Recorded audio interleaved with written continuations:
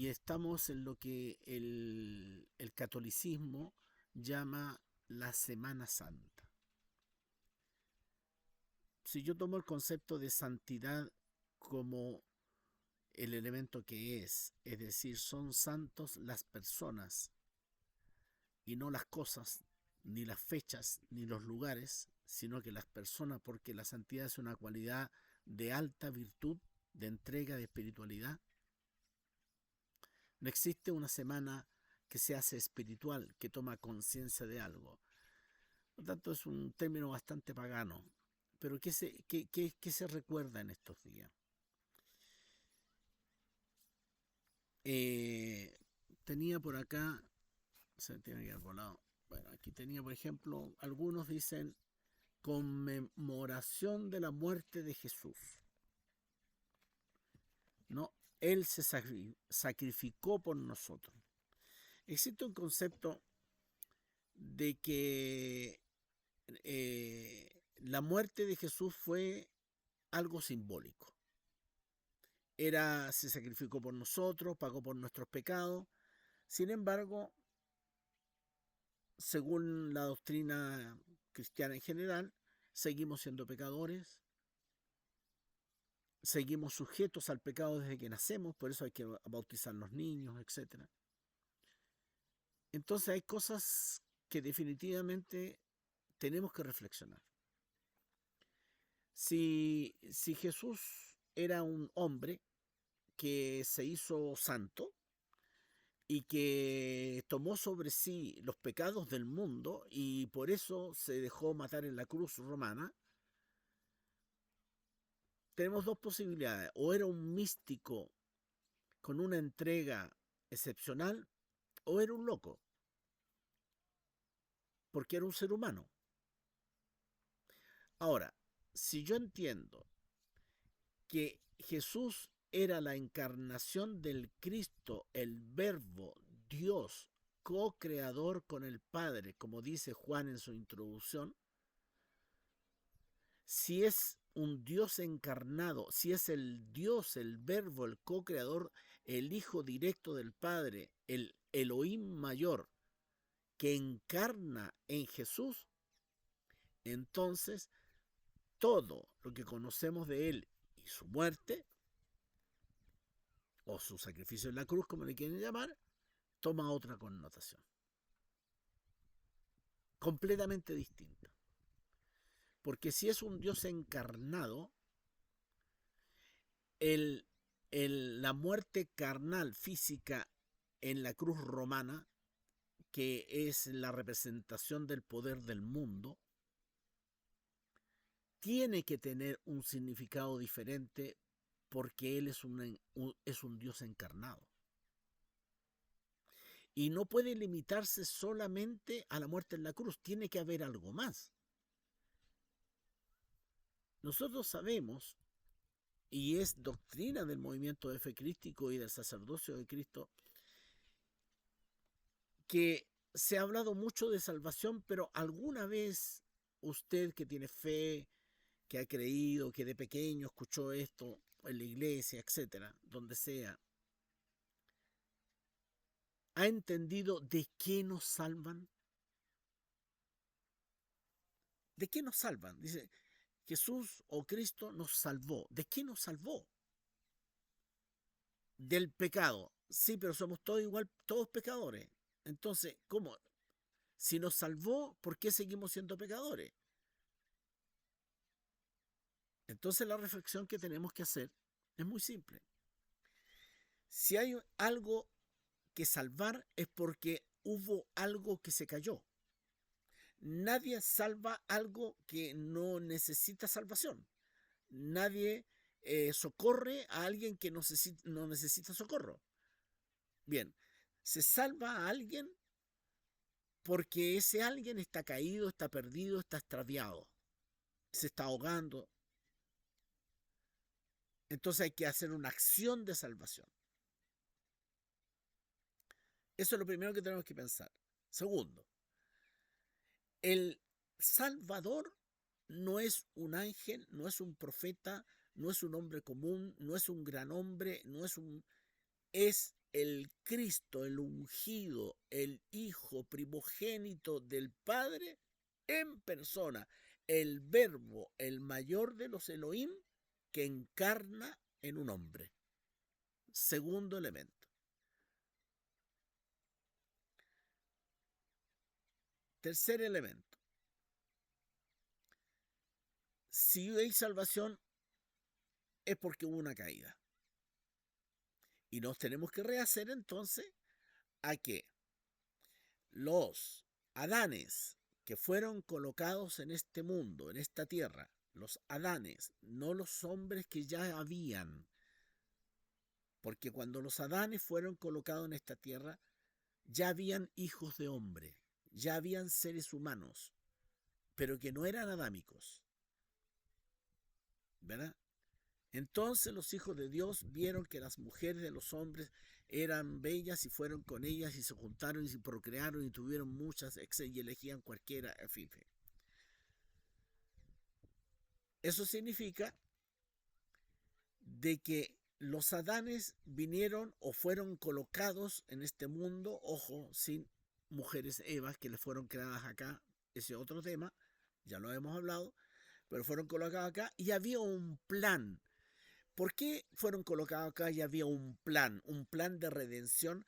Porque estos Adanes habían participado en la gran rebelión del segundo hijo del Padre, llamado Luz de la Mañana, que se rebela en contra del Padre y opta por la tiniebla o las tinieblas. En esta guerra sideral atómica de la creación, estos Adanes toman parte de las huestes del famoso Lucifer o Belcebú. Luego son rescatados por el reino, pero venían contaminados, corruptos, por lo tanto son colocados en edenes especiales, en cápsulas, en distintos mundos. No pensarán que solamente será la Tierra. No, obviamente que no. Pero aquí fueron colocados. Algunos. Pero con un plan para purificarlo. Entonces, habían cosas que no podían hacer, cosas que no podían acceder, cosas que tenían que hacer, tiempos que tenían que cumplir, porque venían a redimirse. ¿Qué es lo que se cae? Si ellos ya venían caídos, porque eran rebeldes. Los que vinieron acá no fueron todos los que se rebelaron, fueron escogidos por el reino de la luz, escogidos para ser redimidos. Tampoco fueron todos, por tanto ya eran escogidos. Ojo con eso. Mucho se ha considerado que el pueblo escogido, la persona escogida, el escogido, es como un ser bueno, santo, pulcro, impoluto. El concepto de escogido en términos espirituales es como el concepto del hijo pródigo. Se escoge al que está perdido, se escoge a alguien para salvarlo, para redimirlo, para darle una oportunidad. Se escoge al rebelde, se escoge al que estuvo en contra, para salvarlo, para restaurarlo. Por tanto, cuando se habla de pueblo escogido, y ustedes leen los profetas, los 7 grandes profetas, que todos despotrican en contra de Israel, siendo un pueblo escogido, entenderán por qué despotrican en contra del pueblo de Israel, porque escogido no es precisamente un pueblo santo, es un pueblo rebelde. Estos Adanes son escogidos y ellos rompen con el plan. A nosotros de pequeños se nos dijo que porque comieron una manzana, entonces la pobre Eva, que en esto tenía muy paño que cortar, muy poco paño que cortar, le endosan toda la responsabilidad y con eso justifican todo el resto, ¿verdad? Que ya conocemos, el patriarcado, el abuso de la mujer, etc. La realidad es que estos Adanes que estaban contaminados se cayeron solos. No fue necesario que la pobre Eva, que fue una Eva fabricada acá, no era una Eva original. No, pobrecita, ella no tuvo nada que ver. Aquí hubieron otros factores y los Adanes eran rebeldes, corruptos. Y esa fue la primera caída que tuvo el plan de redención. De 2 estirpes de los que se cayeron literalmente y se rebelaron aquí, Adanes, en esta tierra, y algunos con las Evas que transgredieron, pero quisieron mantenerse leales al plan de Cristo, nacen dos estirpes. De los caídos más rebelde nace la estirpe de Caín, y de la estirpe de Set, Enoc, etcétera, nace lo que se conoce como los hijos de Set o los abelitas o abelianos. Estos abelitas, abelianos o los hijos de Set, ¿verdad? Intentan recuperar su calidad de adámica. Ahí está el caso de Enoch, el caso de Noé, el caso, bueno, el mismo Set, etc. Y en el mundo, Fuchi, etc. Grandes personas que intentaron hacer el bien a pesar que había una rebelión muy fuerte de los Adanes. Bien.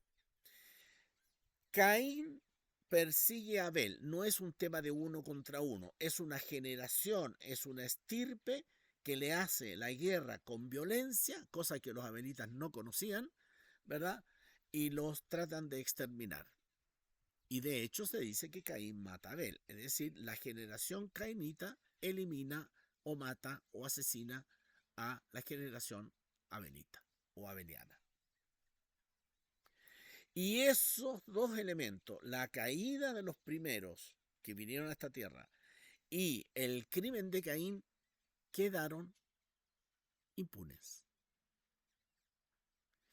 Y los hijos de Caín siguieron mandando por muchos años, se juntaron con mujeres de este mundo, no repudiaron a las pocas Evas que habían, y ahí dice la Biblia, nacieron los gigantes, que no eran muy inteligentes, pero eran unos brutos, ¿verdad? Y poseían muchas mujeres, tenían mucho poder sobre los clanes y esclavizaban a los hombres. Bueno, después vino el diluvio y eso terminó con los gigantes, con todo esto, y viene una reconstrucción. ¿Esto qué significa? Que al quedar impune la primera caída acá, porque ya hubo una caída, la primera fue cuando se pusieron al lado de Lucifer, la primera caída acá, y luego el crimen de Caín, quedaron impunes. ¿Qué consecuencias tuvo para el ser humano?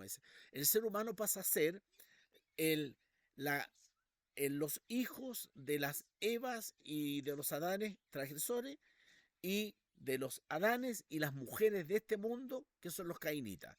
O sea, nosotros tenemos, ¿verdad?, dos estirpes. La estirpe más pura, que podría ser los abelitas o abelianos, o de los cainitas. Pero todos tenemos claves adámicas, en mayor o menor medida. Y eso es lo que nos hace importante para el reino. No es otra cosa. Ahora bien, ¿quién podía hacer un cambio profundo a las consecuencias que dejaron estas caídas y estas rebeliones y este desastre? Porque el sistema cainita es un sistema violento, pernicioso, y empezó a aliarse con el mal, empezó a aliarse nuevamente con su viejo jefe. ¿Cómo se paraba eso? Entonces, ¿qué consecuencia tuvo? Bueno, rehagámonos a lo que está en las escrituras. Dice, el cielo estaba cerrado, los santos, y ahí, ojo, o sea, no todos eran cainitas, estamos hablando de Sek, Enoch, los santos,